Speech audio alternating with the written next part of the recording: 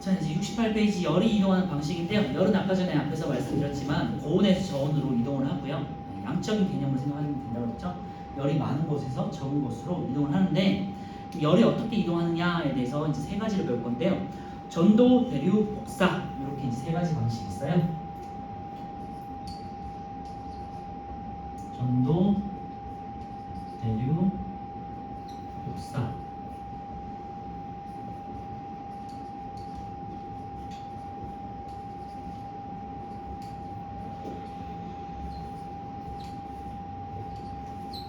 있고요. 전도는 보통은 이제 고체 상태에서 전달되는 방식이라고 생각하시면 돼요.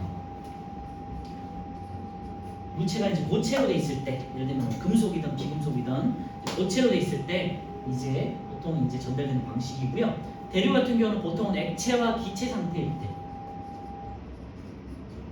뭐 공기라든지 아니면은 뭐 물이라든지 이런 액체와 기체 상태일 때 전달되는 방식이고요.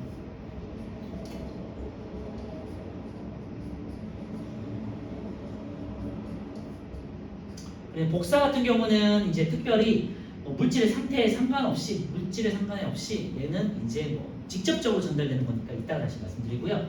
전도 같은 경우는요 간접적인 방식이에요. 그래서 입자가 고체 같은 경우는 입자들이 이렇게 다닥다닥하다 이렇게 붙어 있는 경우가 많거든요.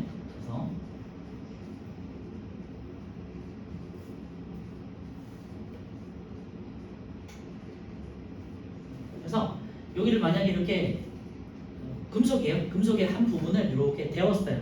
그러면은 입자들이 이렇게 따닥따닥 붙어 있기 때문에 얘가 열을 받았잖아요. 그러면은 옆쪽으로 전달하고 또 얘가 옆쪽으로 전달하는 방식이에요. 그래서 열을 받은 입자가 옆으로 이렇게 계속해서 진동을 하면서 떨다가 옆으로 열을 전달하는 방식이 이제 전도라고 생각하시면 돼요. 그래서 간접적인 방식이에요.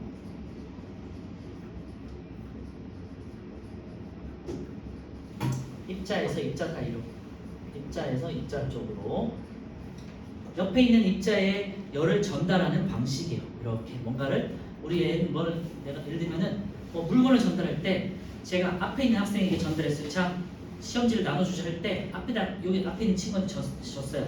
그럼 앞에 있는 친구가 뒤로 넘기면서 계속해서 뒤에 있는 친구는 세 번째 있는 친구는 네 번째로 해서 시험지를 계속해서 넘길 수 있잖아요. 그치? 이런 식으로 바로 옆이나 뒤에 있는, 그러니까 근처에 있는 입자들에게 계속해서 전달하는 방식, 간접적으로 열을 전달하는 방식이 이제 전도가 되겠어요. 대류는 우리 이제 액체나 기체에서 참고로 이게 전도는 그래서 왜 옆에 있는 입자에다가 전달할 수 있느냐? 입자들이 붙어 있으니까, 그렇지? 가능하잖아요. 그런데 액체나 기체 같은 경우는 입자들이 바로 옆에 있는 게 아니라 좀 멀리 떨어져 있거든. 특히 공기 같은 경우는 입자 사이 거리가 굉장히 멀어요. 그러니까 입자에서 입자로 열을 전달하기가 굉장히 어려워요. 그래서 대류는 입자들이 열을 직접 들고 가는 방식이에요.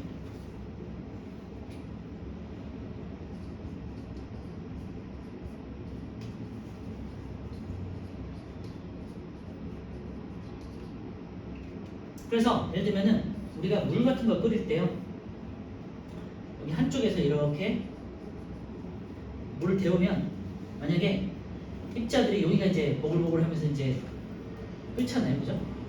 그러다가 이렇게 이제 퍼져나가죠, 이렇게 퍼져나가면서 이렇게 이제 순환을 하잖아요. 이런 방식이 대류예요. 그래서 액체나 기체에서 일어나는 방식이 액체나 기체가 이렇게 순환하는 것을 우리가 대류 현상이라고 하고요. 그래서 한쪽에서 열을 받은 입자들이 어떻게 되냐면 이쪽에 있는 입자가 열을 받았잖아요. 그럼 얘는 이제 활발해지니까 얘가 이제 이동을 해요. 이동을 하면서 다른 쪽에 있는 입자들에게 열을 전달하는 방식이에요. 그러니까 입자가 열을 들고 가가지고 전달하는 과정. 그럼 얘는 또 열을 받잖아요. 이쪽에 있는 애들도 열을 받죠. 그러니까 이렇게 이제 이동을 하겠죠. 그럼 이쪽에 있는 애한테 열을 주겠죠. 그래서 이렇게 순환하는 방식이라고 생각하시면 되고요. 이렇게 순환하는 거는 참고로 이제 나중에 뒤에서 또 배울 텐데요. 비열과 관련해서 배울 텐데 차가운 물은 이제 좀 무겁다는 표현을 써요. 이제 나중에 이제 밀도라는 걸 배울 텐데 밀도는 부피분의 질량이거든요. 그런 건 좀 어려운데 나중에 배우도록 하고 이해하는 어쨌건 용도를 생각하세요. 따뜻한 물은 가벼워져요. 그래서 올라가. 그래서 뜨거운 물은 올라가. 차가운 물은 내려가. 그러면서 이렇게 순환해요. 이게 이제 대류 현상이에요. 우리 이제 다음 장에서 이제 비열과 관련해서 비슷한 걸 배울 거니까 참고해 주세요. 그래서 입자가 직접 들고 열을 들고 가가지고 전달하는 방식은 대류 현상이고요. 이렇게 생각할 수 있겠죠. 아까 전에 전도 같은 경우는 제가 시험지를 앞에 친구한테 넘기면 앞에 친구가 뒤에 친구한테, 뒤에 친구는 또 그 뒤에 친구한테 넘기는 방식이었잖아요. 근데 대류는 제가 한 명 한 명씩 가서 시험지를 다 전하는 전달 이렇게 제가 직접 전달하는 방식 아시겠죠? 아니면은 책으로 생각하면 이 친구한테 책을 주면은 책을 옆에 있는 친구 이런 식으로 전달하는 방식이 전도가 되겠고, 제가 직접 책을 들고 가가지고 이렇게 하나씩 주는 거는 대류가 되겠죠. 축구로 치면요, 전도는 패스예요. 패스. 옆에 있는 사람들한테 계속해서 패스하는 방식이죠. 축구로 치면 패스예요. 대류는 뭘까요? 그러면 드리블이지. 내가 직접 몰고 가는 거예요. 그렇지. 정확해요. 자, 복사는 뭐냐면요, 요거는 지금 입자의 도움을 받았잖아요, 둘 다. 그죠? 얘는 입자의 도움 없이 열이 직접 전달되는 방식이에요. 열이 직접. 자, 요거랑 차이는요, 대류는 입자가 열을 들고 가가지고 전달하는 거예요. 그죠? 그런데 복사는요, 입자가 중간에 도움 없이 바로 다이렉트로 전달되는 거예요. 이게 뭐냐면은 태양빛이에요. 태양빛이 생각해 보시면은 우주라는 공간은 진공이잖아. 물질이 없잖아. 그지? 그런데 태양에서 지구로 열이 바로 전달되잖아요. 그죠? 이런 걸 생각하시면 돼요. 그래서 대표적인 예가 태양이에요. 태양빛. 그래서 또 어떤 예가 있냐면은 우리가 이제 난로 같은 걸 쬐면요, 난로를 만지면 뜨겁잖아. 이거는 전도 방식인 거고요. 난로를 만지는 거는 난로 옆에서 이렇게 뜨거운 난로를 잘 모르신다면은 뭐 캠핑할 때 우리 그 캠프파이어 같은 거 생각하시면 불을 직접적으로 만지는 건 전도가 되겠고요. 불 곁에 있으면 따뜻함이 느껴지잖아요. 그지? 이런 것들이 이제 복사가 되고요.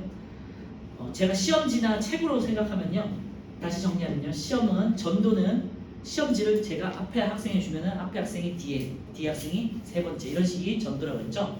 시험지는 대류는요, 제가 직접 시험지를 한 명씩 전달해 주는 거죠. 그러면은 복사는 시험지를 어떻게 전달하는 걸까? 네, 제가 초연이한테 시험지 받아라 하고 던지는 거예요. 제가 던지는 거예요. 알겠죠? 그래서 책으로 치면 책을 던져서 받는 거예요. 알겠죠? 축구는 뭘까요, 그러면?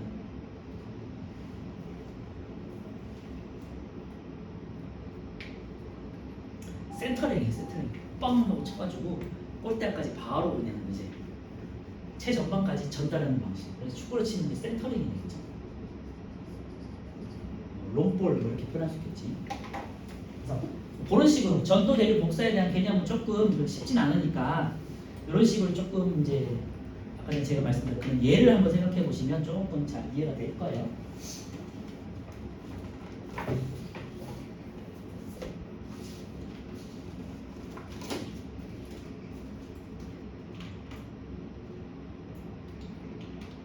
그래서 열이 이동하는 방식 세 가지가 있는데요. 전도, 대류, 복사 이 세 가지가 있고요. 전도는 고체 상태인 물질에서 간접적으로 전달하는 방식. 입자에서 입자 쪽으로 열을 이렇게 옆으로 이렇게 전달하는 방식이에요. 이렇게 옆으로. 그리고 대류 같은 경우는 액체나 기체 상태에서 전달하는 방식이고요. 입자가 직접적으로 내가 열을 들고 가서 전달하는 방식이에요. 복사는 입자의 도움이 없어도 가능하고요. 열이 직접적으로 열이 한 번에 다이렉트로 전달되는 방식. 알겠죠? 그래서 참고해 주시고, 보통 대표적인 게 빛이다 이렇게 생각해 주시면 돼요. 전도, 대류, 복사 잘 기억해 주세요. 자, 책을 한번 마지막으로 정리해 볼게요. 전도는 고체에서 이제 물질을 동그라미 쳐놓고요. 이웃한 입자의 차례로 전달된다. 밑줄에 놓으세요. 자, 밑에 있는 그림 한번 보시면요, 전도로 열이 이동하는 방식을 보시면요, 한쪽에다가 이제 불을 데웠어요. 그랬더니 한쪽에 왼쪽에 있는 입자들이 점점 이제 움직임이 활발해지면서 오른쪽으로 점점 입자의 움직임이 활발해지는 게 전달되는 거예요. 그래서 예를 들면은 뭐 우리가 뜨거운 국 속에다가 뜨거운 국이나 뭐 스프 같은 데다가 쇠로 된 뭐 나이프라든지 뭐 스푼 같은 걸 딱 집어넣으면 어떻게 돼요? 갑자기 딱 만지면 아 뜨거 하고 느끼잖아, 그지? 네, 이런 게 대표적이에요. 그래서 열이 잘 전도되는 물체가 금속이 되겠죠. 그래서 전도에 의한 현상을 보시면요, 뜨거운 국에 숟가락을 넣어두면 숟가락 전체가 뜨거워지겠죠. 그리고 금속 막대를 모닥불에 넣으면요, 불에 닿은 부분부터 뜨거워지니까 막대 전체로 점점 뜨거워짐을 느낄 수 있겠죠. 그래서 예를 들면은 뭐 우리 모닥불을 피웠을 때 캠프파이어 같은 거 할 때 금속 같은 걸 넣어놓고 그냥 멋모르고 딱 만져버리면 큰일 나잖아요, 그치? 세 번째, 프라이팬 같은 경우는요, 한쪽만 가열해도 프라이팬 전체가 뜨거워진다. 그래서 프라이팬이 프라이팬도 마찬가지고 냄비도 마찬가지고 보통 금속을 만드는 이유가 빨리 전도가 잘 되기 때문이에요. 그런데 냄비나 프라이팬 같은 경우에 우리 손잡이를 금속으로 만들면 안 되잖아요, 그죠? 그래서 보통 이런 냄비나 프라이팬 같은 주방 도구는 손잡이가 뭘로 돼 있죠? 플라스틱이나 고무로 돼 있지. 그 이유가 아까 전에 뭐 시험에도 잠깐 예로 나왔지만요. 손잡이 같은 경우는 보통 이제 부도체라고 해가지고 전기나 열이 잘 전달되지 않는 플라스틱이나 나무 혹은 뭐 고무 이런 걸 많이 쓰죠. 전도를 막기 위한 게 이제 냄비에 손잡이 밑에도 있으니까 그때 보도록 하고요. 그리고 뭐 예를 들면은 뭐 여러분들 겨울 되면 전기장판 같은 데서 많이 누워 있거나 앉아 있잖아요. 그러면 엉덩이가 따뜻해지잖아요, 그지? 이런 것도 다 전도 현상이에요. 물질의 종류와 열의 전도를 보시면요, 금속은요 열을 빠르게 전달한다, 그죠? 그리고 금속이 아닌 물질은 열을 느리게 전달한다. 보통 나무, 플라스틱, 뭐 고무, 그리고 천, 뭐 털 이런 것들이 있죠. 열이 전도되는 정도 차이를 이용한 예로는요, 냄비 같은 경우는 이제 직접 요리가 되는 부분, 불이 닿아서 뭔가를 데워야 되는 부분은 금속으로 하게 되겠죠. 열 전도가 높기 때문에. 그리고 냄비 손잡이 같은 경우는 뜨거워지면 안 되니까 열 전도가 낮은 플라스틱이나 나무, 고무 같은 걸 쓰겠죠. 자, 이번에 대류는요, 액체나 기체에다가 동그라미 쳐놓고요, 액체, 기체 물질에서 이루어지는 열이 전달되는 방식이고요. 입자가 열을 받아서 직접 이동한다, 그러니까 열을 들고 이동한다라고 생각하시면 되겠죠. 밑줄에 놓으시고요. 밑에 이제 그림 보시면요, 뜨거워진 액체는 이제 위로 상승을 하고요. 이제 상대적으로 차가운 기체는 하강을 해요. 그러면서 이제 이렇게 순환하는 그림이 나오죠. 자, 냄비를 이제 가운데서 이렇게 이제 데워요. 그러면은 여기가 뜨거워지잖아. 뜨거워진 공기는 이렇게 이제 올라가겠죠. 상승을 해요. 그러면서 여기는 뜨겁고 상대적으로 주변부는 좀 차갑잖아. 상대적으로. 그러면 차가운 공기는 이렇게 무거워서 내려가요. 그래서 다시 일로 와가지고 뜨거워지면서 상승을 하겠죠. 그러면서 이제 물이 전체적으로 이렇게 이제 순환을 하면서 같이 뜨거워지는 거잖아요. 전체적으로. 요게 이제 대류예요. 뜨거워진 공기나 물은 상승, 차가워진 공기나 물은 하강. 여기 대류해야 하겠죠.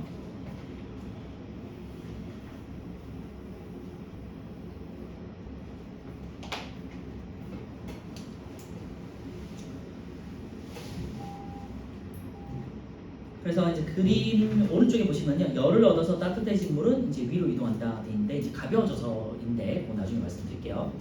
온도가 상대적으로 낮은 물은 이제 차가운 물은 이제 무거워서 아래로 이동한다. 대류에 의한 현상을 보시면요, 주로 이제 공기나 물과 관련된 것들이 많아요. 실내를 난방할 때 난방기를 아래쪽에, 여기다 밑줄에 놓으세요. 그리고 밑에 보시면요, 실내를 냉방할 때 냉방기를 위쪽에. 요거 이제 뒤에 가서 또 나오긴 할 텐데요. 에어컨이 항상 위쪽에 있는 이유예요. 왜냐? 아까 말씀드렸죠. 차가운 공기는 어떻게 돼요? 무거우니까 아래쪽에 내려가야 돼요. 그러니까 만약에 에어컨을 밑에다가 설치하면요, 차가워진 공기가 올라가지 않고 계속 밑에 바닥에만 머물러. 그러면은 너무 덥겠지, 사람은 덥겠지. 그래서 위쪽에다 설치하면은 위에서부터 이렇게 아래쪽으로 내려오니까 차가운 공기가 전체적으로 이제 시원해질 수 있겠죠. 보통 이제 난방기나 히터 같은 경우는 안쪽에 밑에 있는 경우가 많아요. 물론 위에도 있겠지만 이제 밑에 있는 경우가 많아요. 왜냐면은 이제 밑에서부터 위쪽으로 이제 뜨거운 공기가 올라가요. 그렇죠? 그래서 난방기, 뜨거운 공기를 내는 난방기 히터 같은 경우는 아래쪽에다가, 그리고 에어컨이나 냉방기 같은 경우는 위쪽에다 설치하는 이유가 그런 이제 대류 성질 때문이에요. 그리고 주전자를 물을 끓이면요, 아래쪽만 가열해도 물이 골고루 데워진다. 이런 게 이제 대표적인 대류 현상이 되겠죠. 다시 정리하면요, 뜨거워진 물은 위로, 차가워진 물은 아래로. 그러면서 순환하는 게 대류다. 아시겠죠? 자, 마지막으로 복사는요, 물질을 거치지 않고 열이 직접 이동하는 방식이에요. 그래서 제가 아까 전에 말씀드렸지만 뭐 초윤이나 유민이한테 책을 뭔가 던져버리는, 아니면 시험지를 던져서 받아라 하는 방식이라고 생각하시면 돼요. 그래서 복사 자체가 개념은 되게 어렵기 때문에 그냥 그런 이미지로 한번 생각해 보시면 좋을 것 같아요. 뭔가 던져서 받는 방식. 그래서 열이 이동하는 방식에서요, 이렇게 난방 히터 같은 데서 이렇게 우리가 손을 째는 건요, 열이 이렇게 직접적으로 나한테 전달되는 방식이라서 복사 방식이고요. 대표적인 걸 태양으로 생각하세요. 태양빛. 태양빛은 우주를 거쳐서 우리한테 오는데 따뜻함이 느껴지잖아요. 그치? 그 이유가 우주라는 진공 상태, 물질의 도움 없이도 바로 전달되기 때문에 비대너지는 이런 식으로 입자의 도움 없이 바로 우리에게 전달돼요. 이게 복사에 의한 이동 방식이에요. 복사에 의한 현상 예를 보시면요, 난로에 가까이 있으면 따뜻함을 느끼는 거죠. 그래서 난로에 가까이 있으면요, 히터 같은 경우는 내 몸이 등도 따뜻해지잖아, 그렇지? 온몸이 따뜻해지잖아요. 왜냐면 공기가 순환하니까. 그런데 난로 같은 경우는요, 앞에만 따뜻해. 뒤에는 아무리 난로를 쬐도 뒤에는 차가워요. 왜냐? 앞에만 이렇게 오는 거예요, 그렇지? 그런 게 대표적이에요. 그래서 난로에 가까이 있으면 따뜻함을 느끼는데 뒤쪽은 따뜻하지 않아요. 열 화상 카메라 아시죠? 뭐 적외선인지 자외선인지 그 카메라 있잖아요. 색깔 나오는 거지. 그거를 이제 열화상 카메라라고 하고요. 그 다음에 물체를 촬영하는 물체 온도 분포. 이런 거는 이제 예전에 우리 코로나 같은 거 유행했을 때 잘 보신 적 있을 거예요. 영상에서 코로나 걸린 사람들은 열이 올라가니까 그 열화상 카메라에서 되게 빨갛게 나오고, 보통 이제 정상적인 상태에서는 뭐 초록색이나 파란색이 나타나거든요. 적외선 카메라가 되겠죠. 적외선. 그리고 햇볕 아래가 그늘보다 더 따뜻하다. 이것도 마찬가지예요. 햇빛이 직접적으로 오는, 내가 햇빛을 만든 쪽에 되게 따뜻함을 느끼는데 뭐 그늘 같은 데 가면 햇빛이 안 오니까 그냥 서늘하고 시원하잖아요. 그렇죠? 이런 게 이제 복사에 의한 얘기가 되고요. 그 다음에 여러분들 이제 복사에 의해서 위에 이제 전도에 의해서 음식하는 게 나왔잖아요. 주전자라든지 뭐 냄비라든지 프라이팬 같은 거는 전도에 의해서 물체가 직접 닿아서 가열하고 데우는 방식이잖아요. 근데 복사에 의해서 데우는 방식도 있어요. 뭐냐면 오븐이에요. 오븐은요, 직접적으로 뭔가 열로 이렇게 가열시키는 게 아니라 이게 먼지, 오븐이라는 기계 안에서 간접적으로 이렇게 열을 쬐어줘요. 그러면은 이제 익는 방식이거든요. 그래서 오븐에 의해서 빵이나 뭐 생선 같은 거를 이제 데워서 먹잖아요. 그리고 대류에 의해서 한 방식은 우리가 내부에서 뭔가 물을 끓여서 뭐 라면 같은 거 끓일 때, 이게 이제 대류에 의한 요리 방법이 되겠죠. 네, 이렇게 이제 생각해 보시면 될 것 같고요. 자, 오른쪽에 이제 플러스 강의 3번하고 4번 볼 건데요. 3번에 여러 가지 이동 방식. 이제 물이 이제 냄비 안에서 물이 끓는 거는 이제 대류고요. 냄비 자체에 이제 열이 전달되는 방식, 금속이니까 전달되는 방식은 전도고요. 그 다음에 가스레인지나 전기레인지에서 열이 이제 우리한테 느껴지는 거는 복사가 되겠죠. 전도는 가열되는 냄비의 바닥부터 뜨거워진 뒤 냄비 전체가 뜨거워지는 거. 대류는 뜨거워진 물이 위로 올라가고 차가운 물은 아래로 내려가는 거. 복사는 이제 나한테 열이 이제 느껴지는 거가 되겠죠.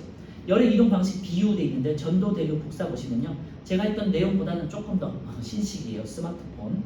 전도는요, 스마트폰 여러 대를 나란히 접촉해 놓고 왼쪽부터 화면의 색이 차례로 바뀌게 하는 거. 대류 같은 경우는요, 난로 가까이에서 빨간색 화면의 스마트폰을 위로 움직이다가 파란색으로 바뀌면서 내려오게 하는 거. 복사는요, 스마트폰의 빨간색 화면을 멀리 떨어진 친구에게 보여주면 친구의 스마트폰은 또 빨간색으로 변하게 됩니다. 조금 내용이 더 이해가 안 되는 것 같은데. 네, 자, 오른쪽에 6, 7, 8, 9, 10번 한번 풀어볼게요.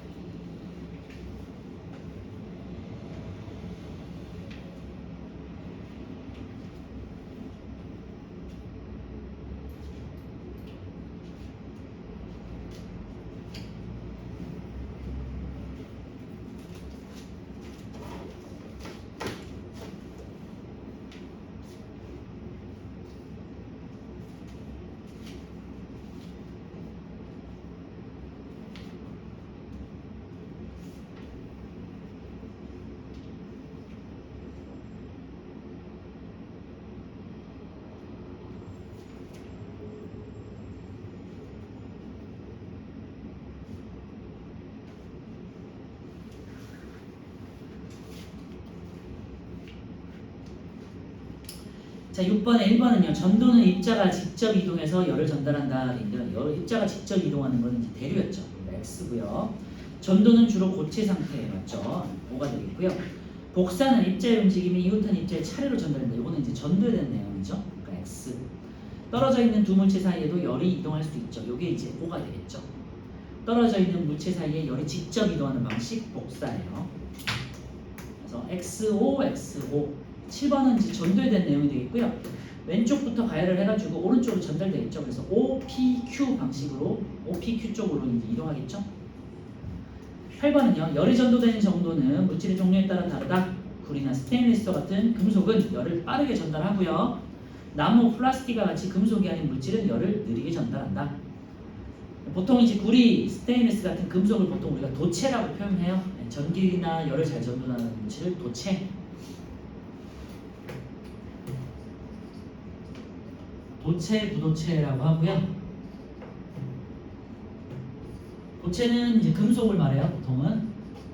그리고 금속, 부도체는 비금속, 금속이 아닌 애들을 말하고요. 도체는 전기를 잘 흐르는 물질들 있죠. 그 다음에 뭐 예를 들면 뭐 쇠 같은 거, 그럼 쇠 같은 거, 쇠나 구리 이런 것들에다가 전기가 흐르게 안 되면 우리가 만지면 큰일 나잖아요. 그래서 전기를 잘 흐르는 경우 열을 잘 전달시키는 거를 금도체라고 하고요. 비금속 같은 경우는 전기가 잘 흐르지 않고 열도 잘 전달되지 않는 거를 부도체라고 해요. 나무, 플라스틱, 고무 이런 것들 있죠. 유리 이런 것들. 이런 용어도 잘 참고해 두시면 될 것 같고요. 9번에 이제 대류에 대한 게 되어 있죠. 뜨거운 물은 위로, 차가운 물은 아래로. 1번 뜨거운 물은 위로, 차가운 물은 아래로. 2번 물이 골고루 데워지는 것은 대류 때문이죠. 3번 주전자 속에 있는 물에서 열이 이동하는 방식은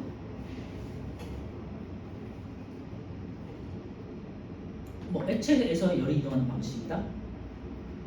액체, 기체, 대류니까 액체, 기체 둘 다 동그라면 되겠죠. 10번은요.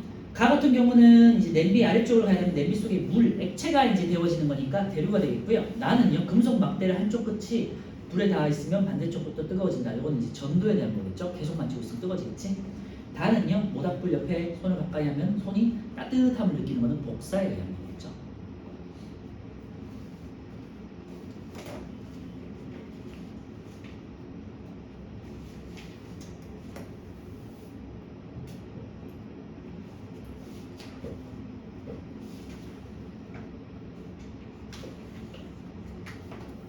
자, 이제 넘겨서 실험을 한번 볼 건데요. 72페이지 물체에서 열의 전도 비교해가지고요.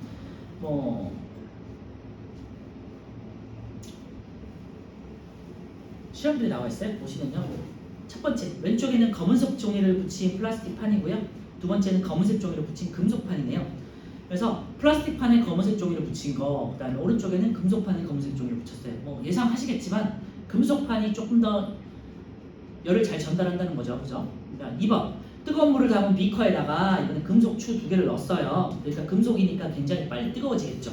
그 다음에 그걸 집게로 잡아서 그 다음에 이제 플라스틱 판과 금속 판의 아래쪽에다가 딱 놔요. 그러면은 이제 검은 판에 열이 전달이 되겠죠. 물론 우리 눈에는 보이진 않겠죠. 열이. 하지만 열화상 카메라 혹은 적외선 카메라로 찍으면은 그 색깔이 보일 거예요. 그래서 밑에 이제 결과를 보시면요. 플라스틱 판에서는 가운데만 빨개요. 그죠? 그런데 금속판은 어때요?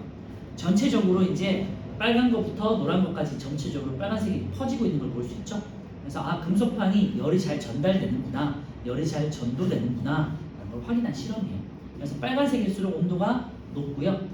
파란색이나 이제 뭐 검을수록 온도가 낮은 상태예요. 자, 결과엔 해석의 그림 아래쪽을 보시면요. 금속 추가 접촉한 부분에서부터 판의 온도가 높아져서 빨갛게 되는 거예요. 시간이 지나면 주변 부분의 온도가 높아지면서 판 전체의 온도가 높아지겠죠. 플라스틱 판보다 금속판에서 색깔이 변하는 정도가 빨라요. 그만큼 열의 전도가 크다라고 할 수 있겠죠. 열의 전도가 더 빠르다. 자, 1번 열이 금속판을 따라서 전도의 형태로 이동한다가 되겠죠. 2번은요. 플라스틱 판보다 금속판에서 열의 전도가 어떻게 더 빠르게. 자, 밑에는요. 이번엔 열변색 붙임 딱지라고 그래가지고요. 이제 문구점 같은 데 가시면요. 시온 스티커라는 게 있어요. 시온 스티커라고 해서 파는 게 있거든요.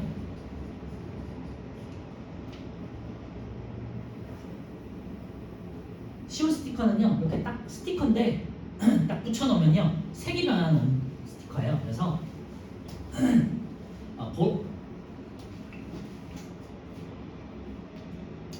지금 책에 있는 것처럼 약간 남색이라고 해야 될까? 남색 스티커는 이제 고온이 되면은 핑크색으로 변해요. 분홍색으로 변해요. 그래서 고온을 감지할 때는 남색을 써요. 그리고 차가운 저온을 감지할 때는 이게 초록색이었나 노란색인가 그래요. 그러면은 이제 노랗게 변하는 게 있어요. 이거 조금 헷갈리는데 기억이 잘 안 나는데 하여튼 지금 요거 쓴 거예요. 요거는 남색을 썼잖아요. 그래서 고온이 감지게 되면은 분홍색으로 핑크색으로 변하게 돼요. 그래서 예를 들면은 뭐 이제 뜨거운 텀블러 같은 데다가 얘를 딱 붙여놔요. 그러면은 남색의 스티커를 붙여놔. 그러면은 뜨거운 물을 부었을 때 얘가 분홍색으로 변해요. 그래서 미리 이런 스티커를 붙여놓으면은 컵이 뜨거운지 뭐 차가운지 정도를 파악할 수 있겠죠. 그래서 플라스틱판과 금속판에다가 길게 이제 시온 스티커를 이렇게 붙여놔요. 이걸 이제 열변색 붙임 딱지 돼 있는데 보통 시온 스티커라고 해요. 그래서 요 딱지가 있는데 요게 이제 뜨거운 물을 닿아요. 그러면은 플라스틱판보다 금속판이 이제 조금 더 열이 빨리 전달되겠죠. 그래서 오른쪽 그림을 보시면요, 뭐 잘 보이실지 모르겠지만 플라스틱판은 아래쪽에만 분홍색이고요, 금속판은 조금 더 이제 분홍색이 좀 더 높이 올라가 있는 거예요. 그래서 플라스틱판보다 금속판에서 색깔이 더 빠르게 변한다. 핑크색으로 변한 게 이제 고온이기 때문에 그래서 금속판에서 열이 더 빠르게 전도되는구나라는 것을 눈으로 확인한 실험이 되겠죠. 네, 오른쪽에 이제 확인 문제는 같이 한번 풀어보도록 하시고요. 74페이지 연습 문제 한번 볼게요. 자, 1번 유형 1번 온도에 따른 입자의 움직임이 있는데요. 우리 앞에서 이제 온도가 높을수록 입자 운동이 활발하고 입자의 거리가 멀어진다고 했잖아요. 그래서 그거를 이제 실험으로 본 거예요. 차가운 물하고 뜨거운 물에 잉크를 딱 넣었어요. 그러면은 잉크가 차가운 물에서는 잘 번지지 않죠. 뜨거운 물에서는 잉크가 잘 번지겠죠. 그래서 입자의 움직임이 잉크의 입자가 훨씬 더 빠르게 활발하게 움직이고 많이 움직이는구나 볼 수 있죠. 자, 오른쪽에 유제 1번 볼게요. 오른쪽 그림은 차가운 물과 뜨거운 물에 잉크를 동시에 떨어뜨렸을 때 잉크가 퍼지는 모습이다. 한번 골라보세요.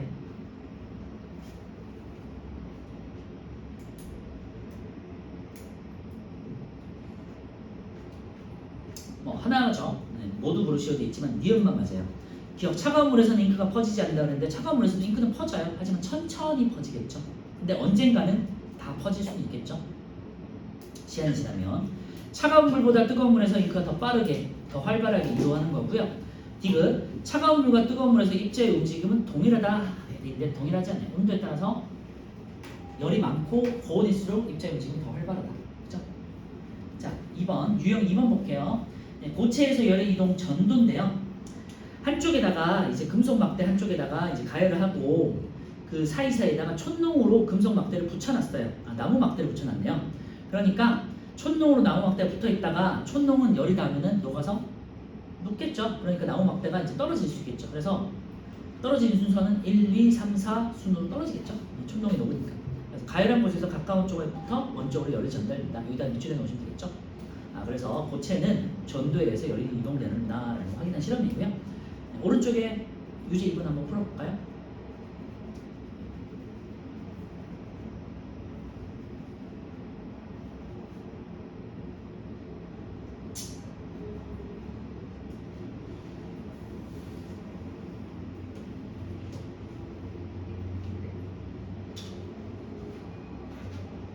답은 3번이 되겠죠. 금속 막대 입자가 직접 이동해서 열이 전달된다 그랬는데요. 입자가 직접 열을 들고 가는 건 대류 방식이 되겠고요. 열이 직접 이동한다 그러면 복사가 되겠고, 여기서는 이제 전도기 때문에 입자가 간접적으로 열을 옆으로 전달하는 방식이에요. 1번 보시면 열은 A에서 B 쪽으로 전달되니까 A부터 먼저 떨어지겠죠. 그리고 4번에 알코올 램프를 A 쪽으로 더 가까이 하면 열이 더 먼저 빨리 가열될 수 있으니까 성향기가 더 빨리 떨어지겠고요. 금속 막대 대신 유리 막대를 이용하면요, 금속보다 유리는 열을 잘 전달을 못해요. 그러니까 부도체에 가깝기 때문에 열을 잘 전달을 못해서 더 오랜 시간이 걸리겠죠. 그죠? 자, 이제 마지막으로 액체에서 열의 이동이 있어 대류인데요. 위쪽에 차가운 물을 넣고 아래쪽에 뜨거운 물을 넣은 플라스크를 넣고요. 그 다음에 투명 필름을 가운데 놓고 그 다음에 막았다가 얘를 빼. 그러면 이제 섞이겠죠. 그럼 뜨거운 물은 위쪽으로 올라가고 차가운 물은 아래쪽으로 내려가니까 이렇게 섞이면서 가운데가 보랏빛이 나요. 그래서 뜨거운 물과 차가운 물 사이를 막고 있던 필름을 제거하면 뜨거운 물은 위로 올라가고 차가운 물은 아래로 내려오면서 섞인다. 밑줄에 놓으시면 될 것 같고요. 그래서 액체에서는 대류에 의해서 열이 이동하는구나라는 걸 확인할 수 있고요. 반대로 밑에 차가운 물을 두고요. 위에다가 뜨거운 물을 두잖아요. 그러면 어떻게 될까요?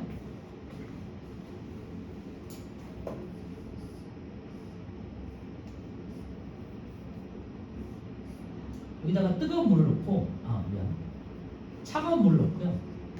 위에다가 뜨거운 물을 넣어서 섞었어. 색소로.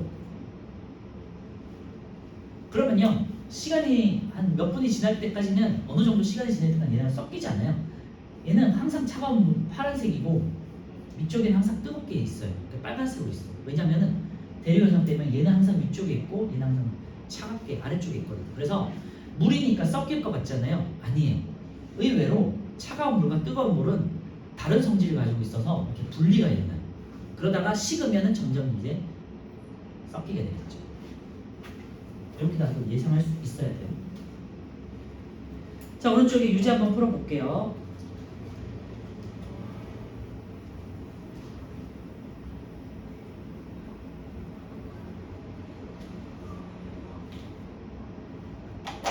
네, 투명 필름을 천천히 빼면 차가운 물은 내려가고요. 뜨거운 물은 올라간다. 열의 이동 방식은 대류이다. 됐죠? 자, 넘겨서요. 앞으로 우리 했던 거 이제 12번부터 20번까지 한번 풀어볼게요. 12에서 20.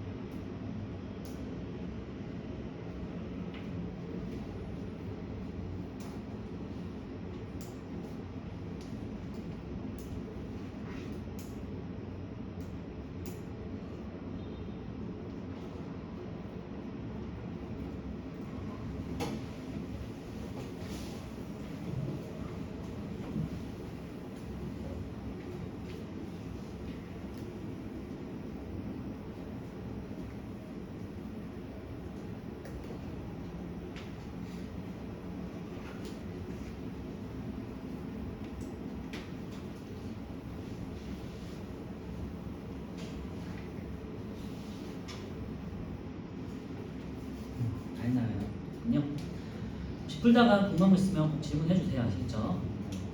집에서 풀다가 다른 문제집 풀다가 궁금하신 거 있으시면 들고 오셔서 쉬는 시간이나 이렇게 질문해 주시면 돼요. 자, 열이 이동하는 방식 12번 볼게요. 열이 이동하는 방식에 대한 설명은 옳지 않은 가운데 있는데요. 1번 진공에서도 열이 이동할 수 있다 돼 있는데요. 네, 여기 대표적인 게 복사죠. 제가 이제 뭐 구체적으로 언급하지는 않지만 아까 말씀드렸지만 우주 공간 진공 속에서도 복사에 의해서 빛이 태양빛이 전달될 수 있다고 했잖아요. 그래서 이거는 이제 복사에 의한 거니까 맞고요. 2번 고체에서는 주로 전도에 의해서 맞죠. 3번 열이 복사될 때는 입자의 이동 없이 열이 직접적으로 이동하는 방식이었죠. 액체나 기체 상태의 물질에서는 이제 대류에 의해서 입자가 직접 이동해서 열이 전달된다. 다음 5번이고요. 대류에 의해서 열이 이동할 때 온도가 높은 물질은 아래로, 위로. 온도가 높은 물질은 위로. 그러니까 뜨거운 물은 위로, 차가운 물은 아래로. 이렇게 항상 외우세요. 뜨거운 물은 위로, 차가운 물은 아래로. 뜨거운 공기는 위로, 차가운 공기는 아래로. 그래서 온도가 높은 물질은 위로, 온도가 낮은 물질은 아래로. 그래서 답은 5번. 13번은요. 라면을 조리하기 위해서 물을 끓인다. 물을 끓이는 건 대류 현상이죠. 뜨거운 국에 담가둔 숟가락에 손잡이가 뜨거워진다. 그래서 전도가 되겠고요. 열화상 카메라가 나왔을 복사가 되겠죠. 멀리 떨어진 사람의 열을 느끼는 것. 그래서 가나다 전도가 아니라 대류, 전도, 복사. 13번은 3번. 14번은 전도가 되겠고요. 한쪽 방향에서 이제 왼쪽에서 오른쪽으로 열이 간접적으로 전달되는 방식이라고 했죠. 옆으로 토스해주는 방식이다. 자, 14번에 전도에 의해 열이 이동한다 맞고요. 주로 고체에서 일어나는 현상이고 온도가 높아진 부분의 입자는 움직임이 활발해지면서 옆에다가 열을 전달하는 방식이고요. 입자의 움직임이 이웃한 입자의 차례로 전달된다. 답은 5번이네요. 난로를 켜면 방 전체가 따뜻해지는 것. 이거는 이제 대류 때문이에요. 14번에 5번. 15번은요. 물질의 종류에 따라 열이 전도되는 정도에 대한 설명을 옳은 것 있는데요. 금속은 열을 빠르게 전달하니까 틀렸고 2번 나무에서보다 금속에서 열이 더 빠르게 전도된다. 답은 2번이네요. 2번이네요. 15번에 2번. 3번에 물질의 종류에 관계없이 열이 전도되는 정도는 모두 다르죠. 주전자를 만들 때 바닥 부분은 열을 빠르게 전달하기 위해서 금속을 사용하죠. 주전자 손잡이는 주전자가 뜨거워져도 안전하게 잡을 수 있도록 주로 플라스틱을 사용하죠. 15번에 2번이고요. 16번 대류 현상에 대한 거예요. 뜨거운 물은 위로, 차가운 물은 아래로. 대류에 대한 현상이다. 기억 맞고요. 물 입자들이 직접 이동한다 돼 있는데요. 맞죠? 위로 올라가는 물은 아래로 내려오는 물보다 입자의 움직임이 활발하다. 위로 올라가는 건 뜨거운 거니까. 그죠? 네, 기억 니은 다 맞네요. 16번에 5번. 17번은요. 냉방기구는 위쪽에 설치하고 난방기구는 아래쪽에 설치한다 그랬죠. 왜냐? 냉방기구는 차가운 공기가 나오니까 밑으로 내려가게끔, 차가운 공기는 무거우니까. 그 다음에 뜨거운 공기는 위로 올라갈 수 있게, 가벼우니까 위로 올라갈 수 있게 아래쪽에다가 난방기. 그래서 냉방기구는 위쪽에, 난방기구는 아래쪽에 설치하는데 그까다가 따뜻한 공기는 위로, 차가운 공기는 아래로 이동하는 대류 현상 때문이다. 위로 아래로 대류, 위로 아래로 대류. 2번 되겠죠? 18번은요. 이제 열화상 카메라로 온도를 측정하는 건데요. 네, 복사와 관련된 거 찾으시면 되겠죠. 네, 2번 하고요. 그 다음에 4번. 그늘보다 햇볕 아래가 더 따뜻하다. 화락불 옆에 있으면 따뜻함을 느낀다. 그죠? 근데 그래서 빛을 바라보는 빛이나 열을 바라보는 쪽에는 따뜻함을 느끼고 반대쪽에서는 그냥 차갑다 그랬죠. 자, 19번은요. 캠핑장 나왔고요. 나는 이제 대류, 가는 전도, 가는 복사가 되겠죠. 전도와 같은 열의 이동 방식. 기억 틀렸고 니은 나는 주로 고체에서 액체. 답은 D근만 맞겠죠. 2번 물질을 거치지 않고 열이 직접 이동하는 방식이고 진공 상태에서도 전달된다. 19번에 2번 D것이 되겠죠. 자, 20번은요. 태양열 온풍기를 설치해서 난방하는 어느 경로당에 대한 글이다 되는데요. 쭉 이제 길긴 하겠지만요. 세 번째 줄 정도부터 보시면요. 차가운 공기는 이제 그림에서 차가운 공기는 실내에서 아래쪽에 있죠. 무거워지니까. 그래서 식어서 차가운 공기는 아래쪽에 내려가요. 그러면 차가운 공기는 태양열 온풍기의 아래쪽에 있는 관으로 들어가겠죠. 그래서 들어가가지고요. 이제 태양빛에 의해서 가열되겠지. 가열되면서 이제 위로 올라가. 이렇게 관을 타고 올라가. 그러다가 관에서 이제 다시 바깥쪽으로 실내 쪽으로 나오겠죠. 그래서 차가운 공기는 태양열 온풍기 아래쪽에 있는 관으로 들어와서 지열판을 지나가면서 따뜻해지고 따뜻해진 공기는 이제 방 안으로 배출되어 실내 온도를 높이고 온도를 높인 다음에 이제 공기가 식으면서 아래로 다시 내려가겠죠. 그죠? 네. 그래서 그 한 세 번째 줄부터 한 네 다섯째 줄까지만 쭉 이어 글로 밑줄을 그어 놓으시면 해당이 되겠죠.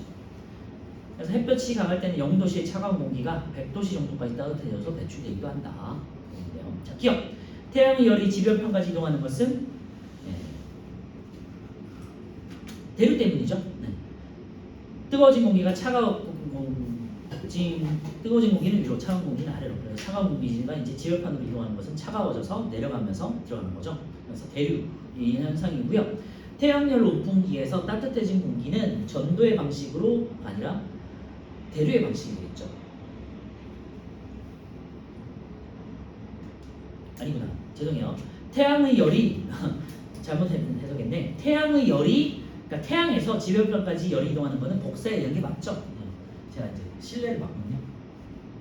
그래서 20번에 1번이 맞아요. 기억만 맞고 나머지 니은 디귿이 틀렸어요. 자, 기억 맞고 니은. 태양열 온풍기에서 따뜻해진 공기는 전도의 방식이 아니라 대류 방식으로 방 전체를 따뜻하게 하고요. 차가운 공기가 지변판을 지날 때 열은 고온에서 저온이니까 지변판 쪽에서 차가운 공기 쪽으로 이동하는 거겠죠. 그래서 20번에 1번이요. 자, 서술형은 각자 한번 풀어보는 걸로 하고요. 23번을 한번 볼게요. 제가 아까 전에 말씀드렸던 그 내용이에요. 네, 가 같은 경우는요, 책을 직접 던져버리잖아. 이거는 복사가 되겠죠. 나는요, 제가 직접 책을 직접 들고 와가지고 학생들한테 주는 거예요. 요거는 이제 대류가 되겠죠. 다는요, 책을 한 명 한 명씩 뒤로 건너가면서 건네주는 거. 뒤로 전달하는 방식은 이제 전도가 되겠죠. 다는 전도, 나는 대류, 가는 복사가 되겠죠. 자, 오른쪽에 실력 탄탄 1, 2, 3, 4 한번 풀어볼게요.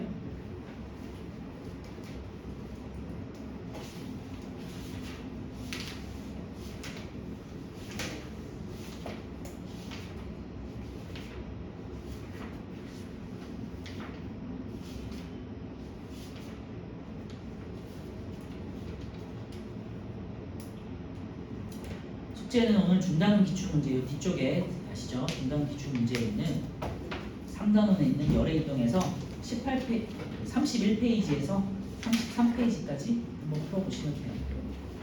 물론 이제 그 앞에 있는 핵심 요약도 한번 보시고요. 잠깐 테스트도 한번 풀어보시고 숙제는 31에서 33까지 풀어보시고 서술형까지도 한번 풀어보시면 될 것 같아요.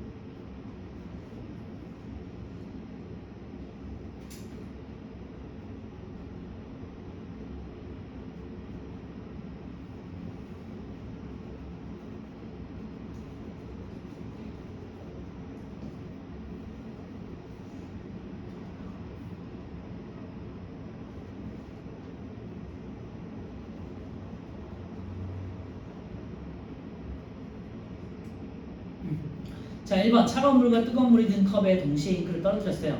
이제 잉크가 활발하게 잘 많이 퍼져 있는 가가 뜨거운 물이 되겠고 나가 차가운 물이 되겠죠. 자, 입자의 움직임은 가에서가 나보다 더 활발하다. 가가 더 뜨거운 물이니까 니은 가는 뜨거운 물이에요. 그러니까 니은 틀렸고 가와 나는 똑같은 물이다. 똑같은 물이라도 온도에 따라서 입자 사이의 거리가 달라질 수 있죠. 움직임이 달라지기 때문에. 그래서 1번에 1번 기억만 없고요. 2번은 이제 열평형에 대한 내용이죠. 뜨거운 달걀을 차가운 물에 넣으면 이제 식어서 뜨거운 이제 달걀을 차갑게 식는 열평형에 대한 거고요. 이제 나는 그걸 그래프로 나타낸 거죠. 달걀이 위쪽에 있는 고온 차가운 물을 그래서 열평형 된 시간은 5분 정도다 이렇게 확인할 수 있어요. 자, 기억 처음 5분 동안 물의 입자 사이 거리는 점점점 물은 이제 따뜻해지니까 멀어지겠죠. 기억 맞고요. 니은 처음 5분 동안 달걀이 잃은 열량은 물이 얻은 열량과 같아야 돼요. 그렇지? 잃은 열량만큼 얻은 열량으로 돼야 돼요. 열은 항상 이동하는 양이 같다. 그래서 니은 틀렸고요. 딕은 5분이 지난 후 달걀과 물은 열평형에 도달했다라고 할 수 있겠죠. 이번에 3번. 자, 3번은요. 오른쪽 그림은 뜨거운 차가 담긴 컵의 모습을 나타낸 것이다. 되어 있고요. 컵 손잡이가 뜨거워지는 것은 전도 때문이죠. 고체 물질에서 열이 이동하는 것, 전도. 기억 맞고요. 니은 시간이 지나면 차 입자의 움직임이 점점 활발해진다 하는데 시간이 지나면 지금은 되게 활발해요. 그런데 시간이 지나면 식겠지. 차가 식으면은 입자의 움직임도 점점 둔해지겠죠. 그래서 니은은 틀렸어요. 그래서 문장이 지금은 만약에 현재 차 입자의 움직임은 활발하다 그러면 맞겠지만 시간이 지나면 그랬으니까 틀린 거죠. 점점 둔해진다. 차에서 올라오는 김에서는 주로 복사로 열이 이동한다 그랬는데요.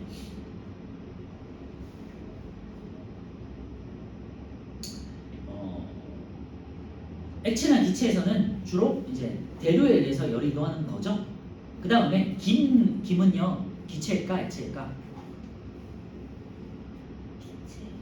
액체예요. 그래서 우리가 물을 표현할 때 주전자에서 이렇게 물을 끓이잖아요. 그래서 주전자에서 물이 끓었어요. 그러면 이렇게 이제 끓자마자 이 주전자 입구에 닿아 있는 부분은 투명하고요. 좀 어느 정도 시간이 지난 다음부터 이렇게 이제 흰색의 김이 생기거든요. 그래서 이 흰색 김 부분은 수증기가 식어가지고 물방울, 작은 물방울로 응결된 거예요. 그래서 물방울이에요. 그래서 액체 상태예요. 그리고 막 끓어서 나온 이 부분은 이제 수증기예요. 우리가 알고 있는 그 수증기. 그래서 기체 상태. 알겠죠? 그래서 그 하얀 김은 물방울이 연결된 거예요. 그래서 뭐 우리 지금은 이제 안경 낀 친구들 없지만 안경 낀 친구들 보면요 겨울에 밖에 있다가 안쪽으로 들어가면 하얗게 김이 서리잖아요. 그지? 그거 물방울이에요. 아셨죠?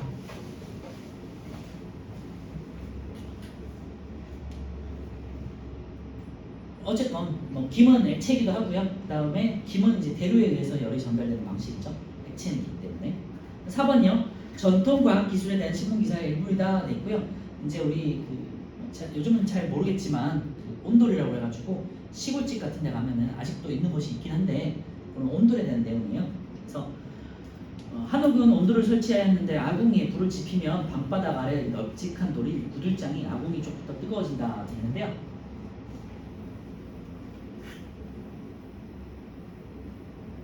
요즘은 이제 뭐 온돌이라고 해도 호텔이나 이렇게 뭐 리조트 같은 데서 온돌방이 있다고 해도 침대가 아닌 온돌방 그런 경우는 보통 이제 뭐 아궁이를 불을 떼는 건 아니고 요즘은 그냥 이제 보일러를 이용하긴 하겠죠.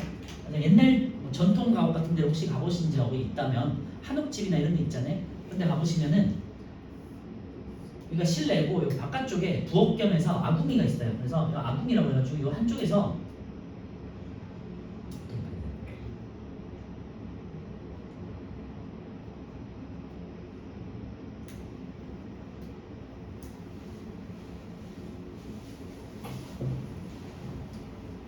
여기 위쪽에다가 이렇게 여기 아궁이라고 해가지고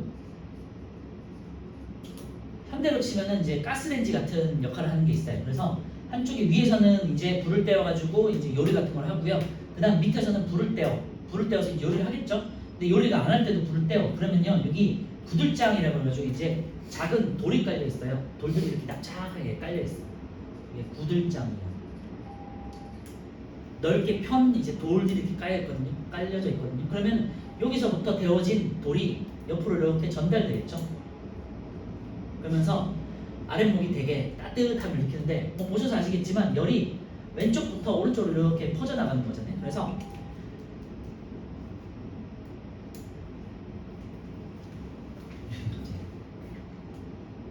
아궁이. 아궁이 쪽에 가까운 쪽 굉장히 뜨겁고요. 그 다음에 먼 쪽은 그냥 미지근해요. 그래서 옛날 시골집 같은 데 가시면은 어떤 한 방구석은 되게 뜨겁고요. 또 한쪽은 되게 차갑고 막 그래요. 그게 이제 아궁이에서 부를 때는 온돌 방식이라서 그런 거예요. 한쪽에서 다른 쪽으로 열이 전달되는 뭐다? 전도 방식이죠. 그죠? 그러면 그 아래쪽에 있는 구들장 부분은요 전도 방식이고요. 그리고 이 실내 공기는 어떻게 될까요? 여기가 따뜻해졌으니까 위쪽으로 이렇게 상승하겠죠. 그리고 이쪽은 반대쪽에는 공기가 차갑잖아. 그러니까 아래쪽으로 내려가겠죠. 그러면서 이렇게 훈풍이 이렇게 이제 순환을 하겠죠. 차가운 공기는 내려가고 뜨거운 공기는 올라가면서 이렇게 순환하는 방식은, 그래서 실내 공기는 대류에 의해서 따뜻해지는 거고요. 그 다음에 방바닥은 전도에 의해서 뜨거워지는 거예요. 그리고 우리가 아궁이에서 이제 불을 쬐는 사람들은 이렇게 손을 쬐면은 여기서는 복사를 느끼겠지. 그치? 자, 이제 마무리할게요. 자, 열이 구들장 전체에 전달되어서 방바닥이 따뜻해진다. 이거는 전도 방식이에요. 그리고 석빙고 아시죠? 이제 우리 조선시대에 쓰던 냉장고 같은 개념인데요. 석빙고는 겨울에 채취한 얼음을 여름까지 저장하는 창고다 그랬는데요. 그래서 이제 뭐 지하 같은 데다가, 지하의 어두운 곳에다가 얼음을 두면 비교적 겨울에 오랫동안 얼음을 보존할 수 있겠죠. 왜냐하면 이제 실내 기온 자체가 영하로 내려가 있으니까 얼음을 보존할 수 있겠죠. 냉장고 역할을 하였는데 석빙고 천장에는 3개의 환기구멍이 있대요. 왜? 공기를 순환하기 위해서겠죠. 그래서 석빙고 안에서 뜨거워진 공기가 환기구멍을 통해서 밖으로 빠져나가면 석빙고 안은 온도가 시원하게 유지된다 그랬는데요. 자, 마지막으로 이런 공간이 있는데 요 바깥쪽에 위쪽에만 이렇게 구멍을 이렇게 뚫어 놓는 거예요. 이렇게 작은 구멍을 뚫어놔요. 그러면은 여기서 얼음을 이렇게 보관하고 있는데 여기서 어쨌거는 공기가 이렇게 해놓으면은 이제 살짝 식었던 공기는 이렇게 내려오고 그 다음에 데워진 공기는 이렇게 위로 올라갈 거 아니에요? 그러면서 뜨거운 공기는 이렇게 빠져나가겠죠. 그리고 나머지 공기들은 이렇게 들어와가지고 이제 내려와서 식고 그 다음에 다시 뜨거워진다기보다는 그냥 약간 뭐 데워졌다? 아니 미지근해졌다 정도 생각하시면 돼요. 그럼 다시 올라가겠죠. 그러면서 이렇게 순환할 수 있겠죠. 들어오고 나가고. 그러면 공기도 환기시킬 수 있고 차가운 공기진 계속해서 석빙고 안에 공기를 차갑게 유지시킬 수 있죠. 이게 이제 냉장고고 얼음이나 뭐 과일이나 생선 같은 것들을 조선시대 이런 식으로 왕실에서 보관했다고 하죠. 그래서 가는 전도, 나는 대류가 되겠죠. 기억, 가는 전도에 의해서 열이 이동한다. 맞고요. 이은 가는 주로 액체 기체라고 되는데 고체 상태가 되겠죠. 딕은 나의 원리를 이용해서 냉방기구는 위쪽에, 난방기구는 아래쪽에. 그렇죠? 기억 딕은 3번이네요. 네, 오늘 여기까지 하고요. 다음 주는 우리 비열과 열팽창 다음 거 보니까 참고해 주시고 제가 한 30초 시간 줄 테니까 오늘 했던 거 한번 참고해 보시고요. 오늘은 앞에 있는 열만 나와요. 열의 이동 방식, 전도, 대류, 복사가 아니라 그 앞 페이지 있죠? 열과 열평형만 나올 거야. 온도, 그 다음에 열, 그 다음에 열평형 뭐요?